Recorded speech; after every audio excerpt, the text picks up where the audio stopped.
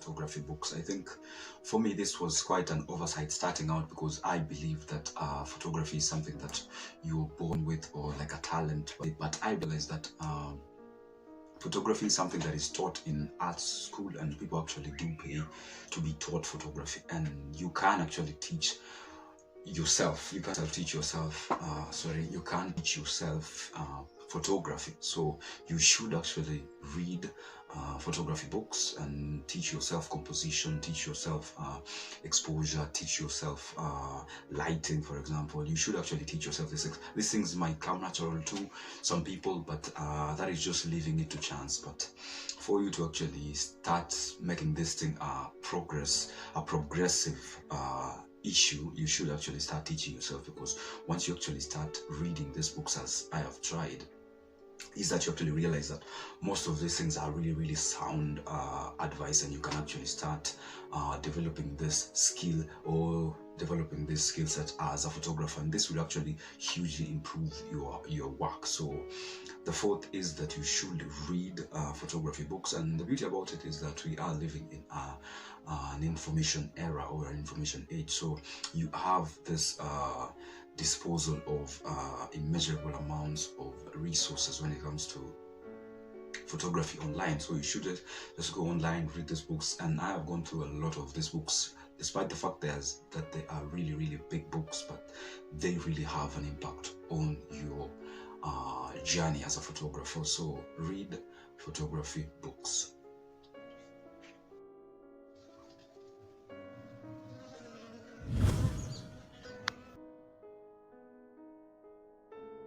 Is that you should accept that you can't just do it once.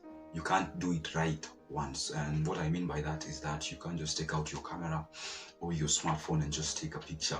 Just pull it out and focus and take a picture once, and it just comes out perfect. That is not possible, though the odds of that are very minimal. So you should accept that, get that in your system, so that whenever you are actually taking photographs, you don't become too hard on yourself.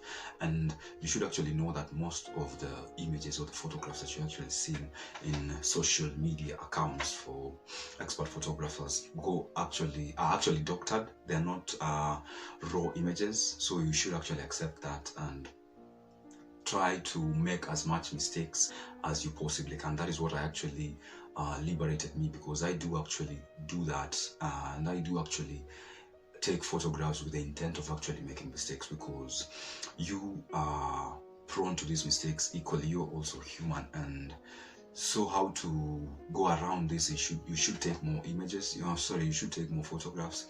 Take a lot of photographs, and you should be able to have this critical eye. You should also be able to tell how different and how better you are becoming. So you should accept that you can't get it right once. So you should practice and take your time. Take more images, take more photos, post them, get feedback from this post, from your posts. And you should also be able to actually take accounts, and some of these accounts would be actually to know if you're actually progressing, or if you're not, if you are retrogressing. So those are the 5 experiences or tips that I've gained from the experiences of photography in my photography journey thus far. And so I really would like to appreciate you for spending time with me, and would like to hear from you, and I would really appreciate your feedback, because without your critical eye, I can't really be able to take account of if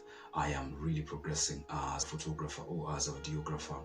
So I'd really appreciate your time, and thank you for this moment. I hope to see you in the next video.